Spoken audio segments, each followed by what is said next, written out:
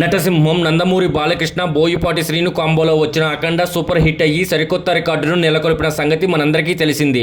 2021 డిసెంబర్లో రిలీజ్ అయ్యి ఈ యొక్క సినిమాకు ప్రస్తుతం సీక్వెల్గా తీస్తున్నారు.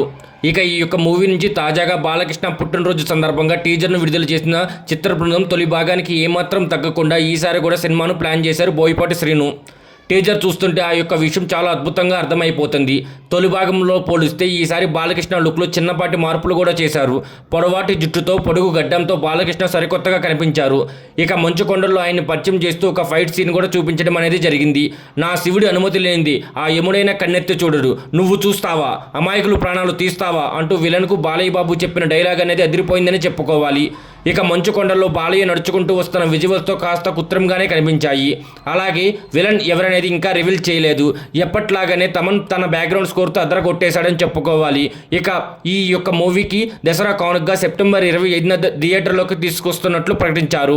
మరి ఆ తేదీన ఈ యొక్క మూవీని విడుదలవుతుందా లేదా అన్నది చూడాలి.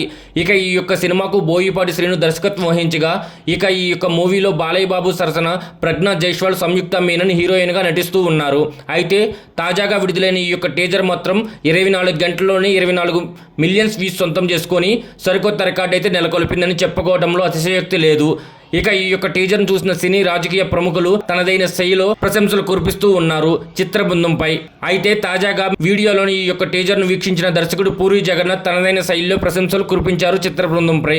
బాలయ్య బాబు గారు టీజర్ చాలా అద్భుతంగా ఉంది. ఇక ఈ యొక్క టీజర్లో మీ యొక్క యాక్షన్ సన్నివేశాలు కానీ అలాగే మీ విజువల్స్ కానీ ప్రతి ఒక్కటి చాలా అద్భుతంగా అనిపించాయి. మరీ ముఖ్యంగా ఇందులో మీరు చెప్పిన డైలాగ్ కానీ అలాగే బోయపాటి శ్రీను మేకింగ్ కానీ అలాగే టేకింగ్ కానీ చాలా బాగుంది. ఇక ఆ యొక్క టీజర్ అయితే మరిన్ని రికార్డులు క్రియేట్ చేయాలని మనస్ఫూర్తిగా కోరుకుంటున్నాను అంటూ పూరి జగన్నాథ్ చేసిన వ్యాఖ్యలు నెట్టింట్లో వైరల్గా మారుతున్నాయి ఇప్పుడు.